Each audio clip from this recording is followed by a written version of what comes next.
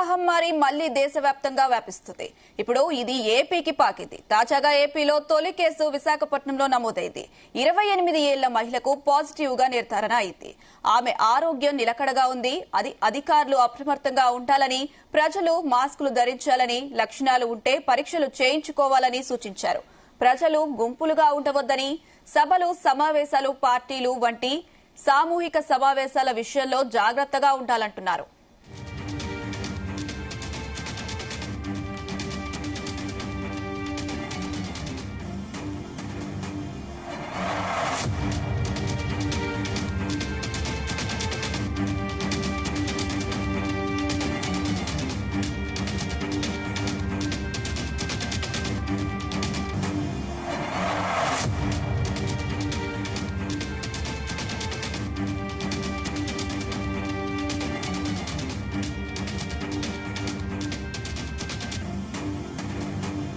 Right, ఇదే అంశం సంబంధించి మరిన్ని అప్డేట్స్ మా ప్రతినిధి రామచంద్ర అందిస్తారు. రామచందర్.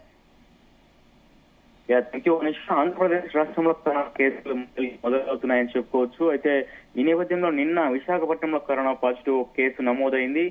విశాఖపట్నంలోని మద్దిలపాలెంకు చెందిన ఓ వివాహితకు కరోనా పాజిటివ్ గా నిన్న నిర్ధారణ అయినట్లు అధికారులు చెప్తారు, గుర్తించారు. అయితే ఇక తాజాగా కడపలో కరోనా కేసు ఒకటి నమోదైందని చెప్తున్నారు. అయితే రెండు అని చెప్పి కూడా మనకు తాజా సమాచారం ప్రకారం తెలుస్తోంది. అయితే ఇంకో కేసు ఎవరు, ఎక్కడి నుంచి అనేది కూడా వివరాలు అధికారులు తెలియజేసే పనిలో ఉన్నారు. మొత్తానికి రెండు కేసులు కడపలో పాజిటివ్ వచ్చినట్లుగా ప్రచారం సమాచారం.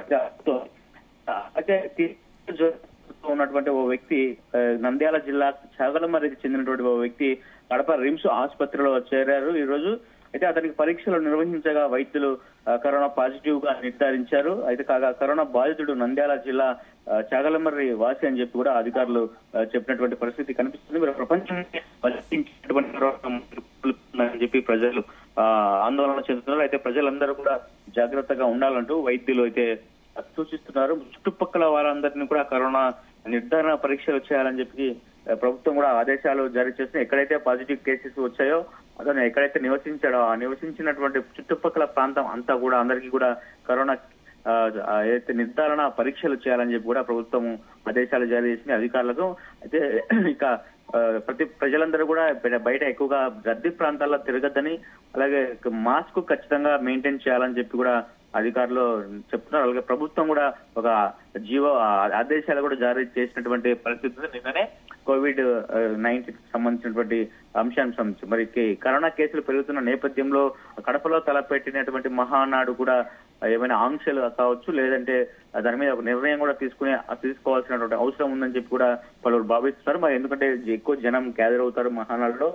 కరోనా నేపథ్యంలో అనుమానం కూడా వ్యక్తం చేస్తున్నారు. మరి కడపలో మొత్తానికి 2 కేసులు నమోదు కావడం సంచలనంగా చెప్పుకోవచ్చు. ఏదైతే దేశంలోనే కేసులు కూడా పెరుగుతున్నాయి, అటు ఏదైతే COVID-19 కి సంబంధించినటువంటి అంశాలు మరి కేంద్ర ప్రభుత్వం కూడా కీలక నిర్ణయం తీసుకునే అవకాశం ఉందని చెప్తున్నారు. అయితే లాక్డౌన్ దిశగా ఏమైనా వెళ్తుందా అన్న అనుమానాలు కూడా వ్యక్తం అవుతున్నాయి. మరి ప్రజలు ఎలా సిద్ధం అవ్వాలి, సన్నద్ధంగా ఉండాలని కూడా ప్రభుత్వం గైడ్ లైన్స్ ఇవ్వాల్సినటువంటి అవసరం ఉందని చెప్తున్నారు. మరి COVID-19 కి సంబంధించినటువంటి అంశంలో గతంలో ఏదైతే 2020లో వచ్చినటువంటి COVID-19 కరోనానా, లేకపోతే సాధారణమైనటువంటి కరోనా అనేది ఇక WHO గైడ్ లైన్స్ ప్రకారం ఏంటి అనేది కూడా రావాల్సినటువంటి అవసరం ఉంది. మరి WHO ఇప్పటికే దేశంలో అందరినీ కూడా అలర్ట్ చేసింది, అన్ని రాష్ట్రాలకు కూడా అలర్ట్ జారీ చేశారు.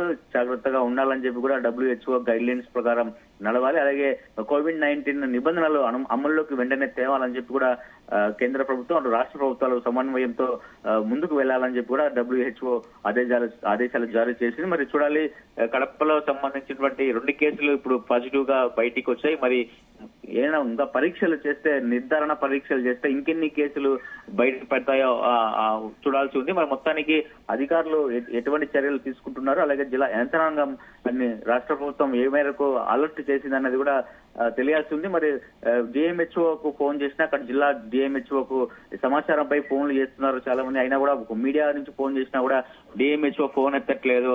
ఏదైనా సమాచారం కావాలన్నా కూడా జిల్లా DMHO ఫోన్ ఎత్తట్లేదు. మరి అధికారులు అప్రమత్తంగా ఉండి ఎవరైనా పబ్లిక్ ని కూడా అవేర్నెస్ తీసుకురావాల్సినటువంటి అవసరం ఉందని చెప్పి కూడా పలువురు అయితే భావిస్తున్నటువంటి పరిస్థితి కనిపిస్తుంది కడప జిల్లాలో ప్రస్తుతం.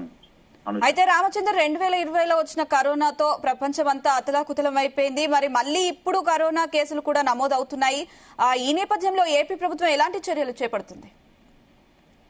ఖచ్చితంగా కేసులు పెరుగుతున్న నేపథ్యంలో మరి ప్రభుత్వం ఎటువంటి చర్యలు తీసుకుంటుందో ఇప్పుడే చంద్రబాబు నాయుడు ఢిల్లీలో ఉన్నారు. అయితే ఆ చంద్రబాబు నాయుడు ఢిల్లీ నుంచి వచ్చిన తర్వాత ఏమైనా అత్యవసర సమావేశం ఏర్పాటు చేసి కరోనాకు సంబంధించినటువంటి అంశంలో ఏదైనా నిర్ణయాలు తీసుకునే అవకాశాలు ఉన్నాయని చెప్పి కూడా ముఖ్యమంత్రి కార్యాలయ వర్గాలు అయితే చెప్తున్నాయి. మరి చూడాలి, ఈ కేసులు ఇంతతో తగ్గుముఖం పట్టే విధంగా ఉంటే కూడా అంత భయపడాల్సిన అవసరం లేదు. కాకపోతే ఈసారి వచ్చినటువంటి వైరస్ కోవిడ్-19 వైరస్ కరోనా ఏమైనా ప్రాణాపాయం స్థితిలో ఉన్నటువంటి వైరసా లేకపోతే సాధారణమైనదా అని కూడా WHO సంప్రదించే అవకాశాలు ఉన్నాయి. మరి 2020లో మనం చూసుకోవచ్చు 3 నెలల పాటు లాక్డౌన్ విధించి దేశం మొత్తం ప్రపంచం మొత్తం కూడా అతలాకుతలమైనటువంటి పరిస్థితి ఉంది.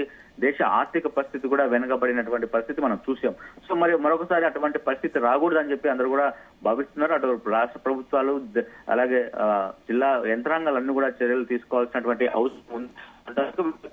జాగ్రత్తల ఇంటికి వెళ్ళినప్పుడు శానిటైజర్ పూసుకుని వెళ్ళడం, లేదంటే మాస్క్ పెట్టుకు వెళ్ళడం, రద్దీ ప్రాంతాల్లో ఎక్కువ జనం ఉన్న చోటికి వెళ్లకుండా ఎవరికి వాళ్ళ నియంత్రణ పాటించుకొని ఉంటే మాత్రం దీన్ని అంత విజృంభించలేకుండా చేయొచ్చు అనే అధికారులు అలాగే డాక్టర్లు కూడా చెప్తున్నటువంటి పరిస్థితి ఉంది. అలాగే ప్రజలు కూడా స్వీయ నియంత్రణ పాటించాలి. మాస్క్ అలాగే ఏదైతే ఇది శానిటైజర్ ఉందో ఆ శానిటైజర్ కంపల్సరీగా పెట్టుకుంటే ఈ వ్యాధిని విజృంభించకుండా ఆ వ్యాధి ఏదైతే కరోనా వైరస్ ఎవరికి తాకకుండా ఉండేలాగా ప్రయత్నం చేయొచ్చు అని చెప్పి కూడా చెప్తున్నారు. మరి 2020 నాటి రోజులు ఈసారి మాత్రం పునరావృతం కాకూడదని చెప్పి కూడా అందరూ ఆందోళన వ్యక్తం చేస్తున్నటువంటి పరిస్థితి కనిపిస్తోంది. అనుష, అయితే రామచందర్ ఇద్దరికి పాజిటివ్ వచ్చినట్టుగా తెలుస్తుంది. వారు అసలు కరోనా రాకముందు ఎక్కడెక్కడ పర్యటించారు, అలాగే ఎవరెవరిని కలిశారు అనే దానిపైన అధికారులు ఆరా తీస్తున్నారా? ఖచ్చితంగా ఎవరైతే ఇప్పుడు ఒక్క కేసు మాత్రమే అధికారికంగా తెలిపారు అధికారులు. అయితే ఇంకో కేసు కూడా నమోదైందని చెప్పి చెప్తున్నారు. ఆ కేసు ఎవరు అనేది కూడా తెలియాల్సినటువంటి వివరాలు తెలియాల్సినటువంటి అవసరం ఉంది. మొత్తానికి ఈ ఇద్దరు పాజిటివ్ వచ్చినటువంటి వారు ఎక్కడ ఉంటారు, నివసించారు, ఎక్కడెక్కడ తిరిగారు, ఎక్కడ తిరిగారు, అక్కడల్లా కూడా వాళ్ళందరూ కూడా ఎంక్వైరీ చేస్తున్నటువంటి పరిస్థితి. ఒకవేళ అక్కడ మాత్రమే తిరిగి అక్కడ ఎవరికైనా నిర్ధారణ పరీక్షలు చేస్తే మాత్రం అక్కడ కేసులు వస్తే వారికి నిర్ధారణ అయితే ఐసోలేషన్ పంపించే అవకాశాలు ఉన్నాయి. అలాగే ఒకవేళ అక్కడ ఎక్కువ మందికి పాజిటివ్ గా వస్తే మాత్రం దాన్ని ఒక రెడ్ జోన్ గా ప్రకటించి అక్కడికి ఎవరు వెళ్లకుండా అక్కడి నుంచి కూడా వాళ్ళు ఎక్కడికి వెళ్లకుండా కట్టుదిట్టమైనటువంటి చర్యలు తీసుకునే అవకాశాలు అయితే కనిపిస్తున్నాయి. మరి ఎక్కడెక్కడ ఈ ఇద్దరు పాజిటివ్ గా వచ్చినటువంటి వారు ఎక్కడ తిరిగారు, ఎవరెవరికి ఉన్నాయని అక్కడ పరీక్షలు చేస్తే ఖచ్చితంగా అక్కడ పాజిటివ్ ఎక్కువ మందికి వస్తే ఆ ఏరియాను రెడ్ జోన్ గా ప్రకటించే అవకాశాలు అయితే కనిపిస్తున్నాయి. ఏదైతే 2020లో లాక్డౌన్ సమయంలో జోన్లుగా ప్రకటించారు. రెడ్ జోన్, ఐసోలేషన్ సంబంధించినటువంటి ఏర్పాట్లు చేయడం కావచ్చు, అలాగే PPE కిట్లు ఇవన్నీ కూడా అన్ని సిద్ధం చేస్తున్నట్లుగా తెలుస్తోంది. మరొకసారి కరోనా విషయంలో చాలా జాగ్రత్తగా ఉండాల్సినటువంటి అవసరం ఎంతైనా కనిపిస్తోందని ప్రజలందరికీ కూడా సూచిస్తున్నారు వైద్యులు. మరి ప్రజలు అప్రమత్తంగా ఉండాలి. ఎక్కడ కూడా జన సంచారం లేని ప్రాంతంలో ఉంటేనే మంచిది.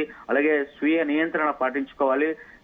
మాస్క్ అలాగే మొత్తం అన్ని కూడా సిద్ధం చేసుకొని ఎప్పుడు బయటికి వెళ్ళినా ఒకవేళ అత్యవసరం అయితే తప్ప బయటికి వెళ్ళండి అని చెప్పి కూడా అధికారులు చెప్తున్నారు. ఎందుకంటే కరోనాను అంత తక్కువ అంచనా వేయలేం కాబట్టి అది ఎటువంటి వైరస్ అనేది కూడా WHO ఇచ్చే గైడ్లైన్స్ ప్రకారమే ప్రభుత్వాలు కూడా ముందుకు వెళ్లే అవకాశం ఉంటుంది. మరి ఇప్పుడైతే ఆంధ్రప్రదేశ్ లో ప్రస్తుతానికి 3 కేసులు మాత్రమే నమోదయ్యాయి.